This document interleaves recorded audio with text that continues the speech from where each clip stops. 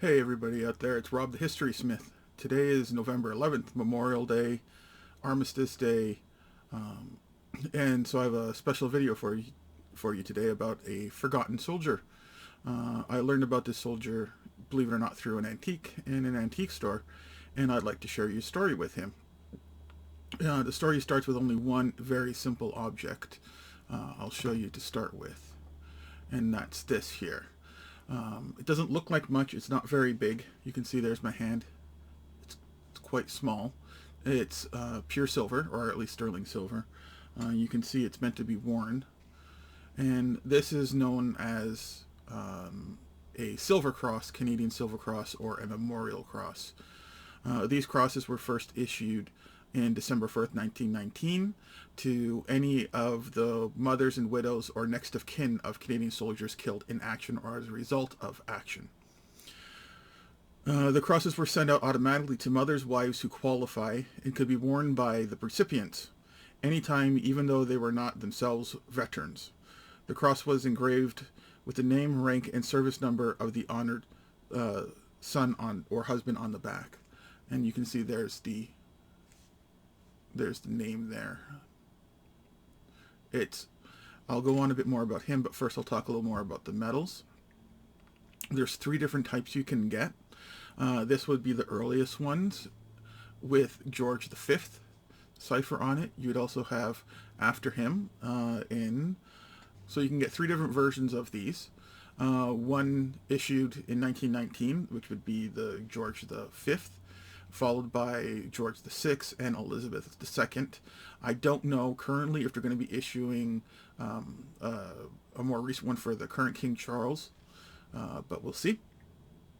The different photos you can see, the original ones, which are these little guys here, they were issued with an 11mm purple ribbon to be worn around the neck.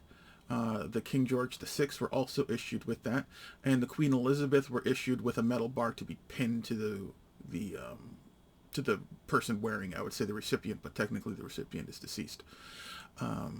So going on in more detail about this guy here, I'll flip it over, and you can see the serial number. It's a little hard to read, 2503011.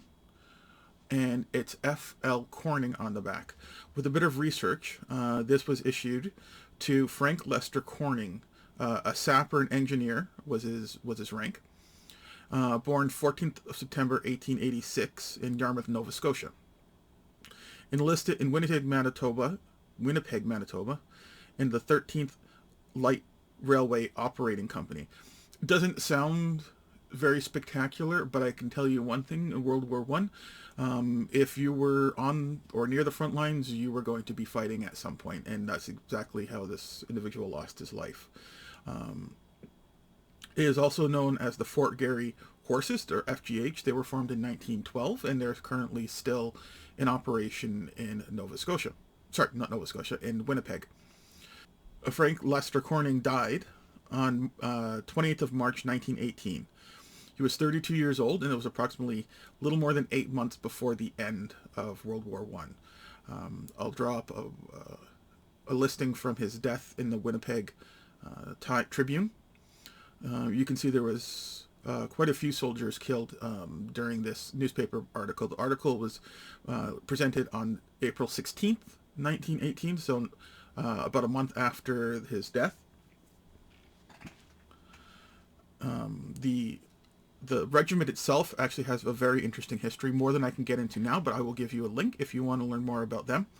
They first left Canada on 25th of February 1916, and they ended up in France, and their first engagement was Flanders Field, which is disappointingly and depressingly appropriate for today.